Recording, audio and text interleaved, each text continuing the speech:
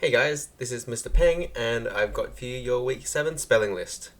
Okay, so on your list there are two group of words, alright?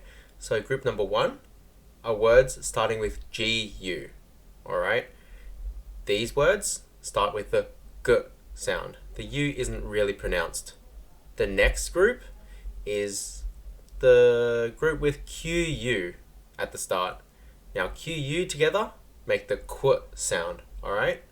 So that's the sound that they all start with. Then there are 4 words at the end, which you might know how to spell, or they might trick you. Alright? Pay attention to those. Okay, let's get started. Okay, so your first word is guard. Guard is a verb, and it means to protect or control. In a sentence, guard can be used like, the soldiers guarded the palace all day. This and the next lot of words focus on the rule I talked about. So for spelling, the word starts with GU, followed by how the rest of the word is sounded out. ARD for ARD. So GUARD spells guard. The next word is guardian.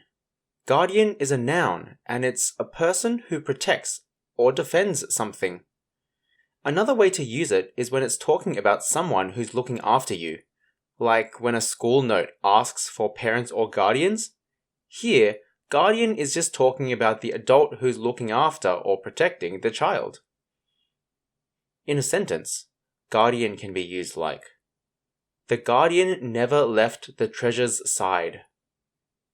We just learned how to spell the word guard, so let's just add IAN to that to make guardian. So GUARDIAN spells guardian. The third word is guess.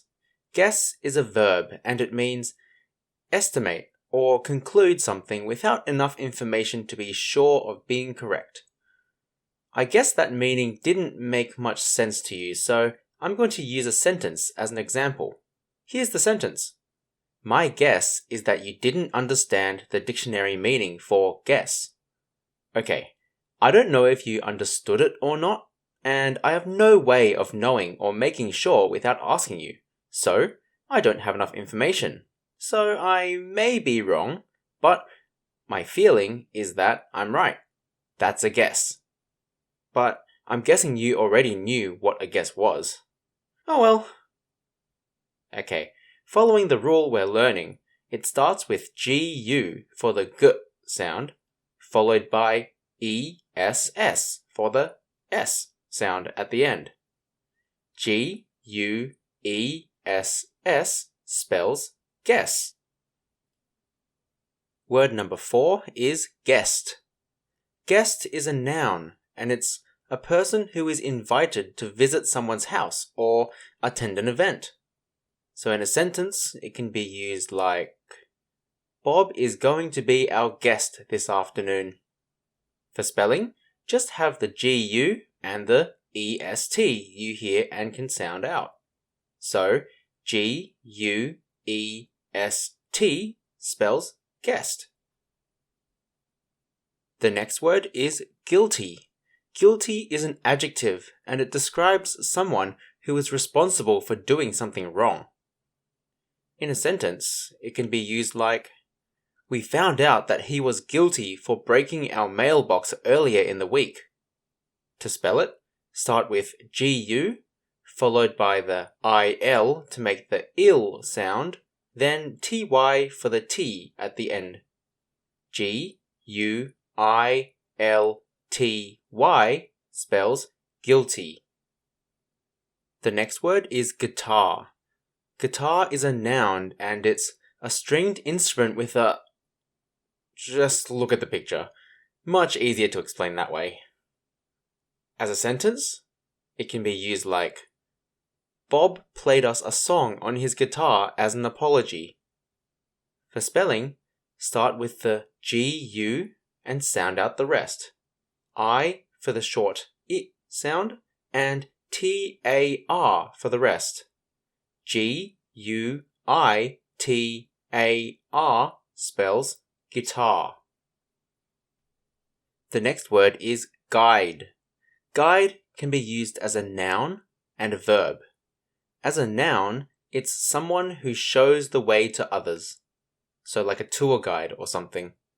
As a verb, it means to show someone the way to somewhere. So what a tour guide does.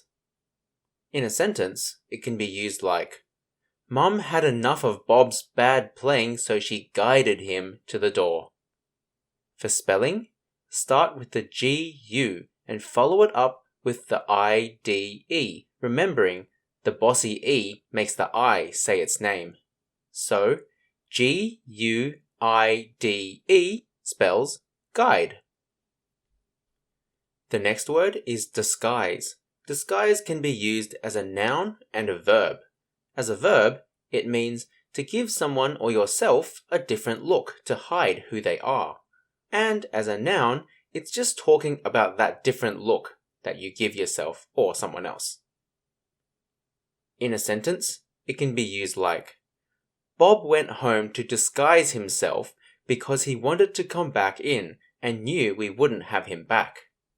For spelling, this word has the GU in the middle of the word, but thankfully, we can easily break the word into parts to spell it. So DIS makes the dis at the start, which is followed by the GU, which is what we've been looking at, and the ISE for the end. And again, remembering the bossy E for the I. DISGUISE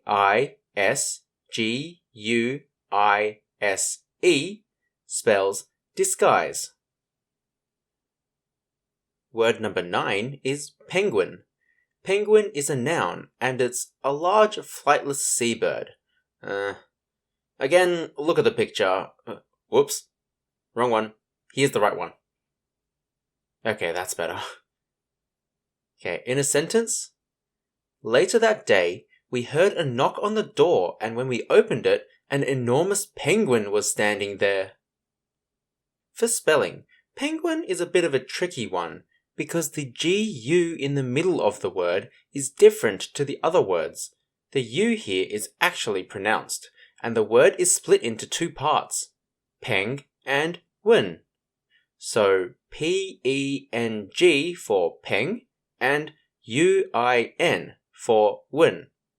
Put them together. So P-E-N-G-U-I-N spells penguin. The next word is quick. Quick is an adjective and it means moving fast or doing something in a short time. In a sentence, it can be used like, when we found out it was Bob, we were quick to shut the door. Okay, spelling. We're moving to our next set of words. The words starting with QU. As a reminder, QU make the qu sound. We're going to be using this for the next batch of words. For quick, it starts with the QU and then ICK for the ick at the end. Q-U-I-C-K spells quick. Word number 11 is quit. Quit is a verb and it means to leave, usually permanently. In a sentence, we hoped that Bob would quit bothering us. The spelling for this one is simple. Start with the QU and just add an IT on the end for the it sound. Q-U-I-T spells quit. The next word is quite. And quite is an adverb, and it's a word that's used to describe an action that is normally to a large extent. So for example, we can say, we felt quite sorry for Bob. The spelling of quite starts with QU and it ends with ITE. Here, remember that the bossy E is in play. QUITE spells quite. The next word is quiet. Quiet is an adjective and it means making little or no noise. So Shh. In a sentence, without Bob here, it was so quiet. Again, this is quite an easy word to spell. QU for the start qu sound, with IET for the iet sound at the end. Keep in mind that for this one, the I and the E are separate and don't join together to make one sound. It's QU, then I, which says its name, then ET. QUIET spells quiet. The next word is squeal. Squeal is a noun and it's a long, high-pitched cry or noise. In a sentence, we suddenly heard a squeal coming from the backyard. Okay, for spelling, for the next 3 words, the QU will appear in the middle of the word. It makes the same sound, so don't worry. Squeal starts with the S, followed by the QU. Then it simply ends with the EAL, making the eel sound. SQUEAL spells squeal.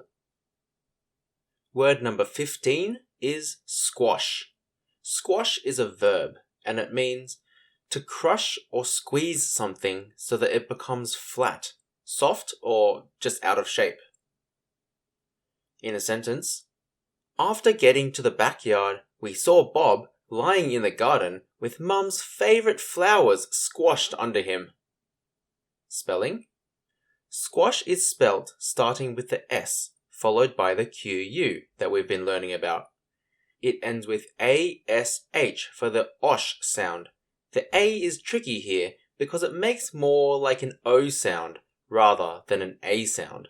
Remember that it's an A.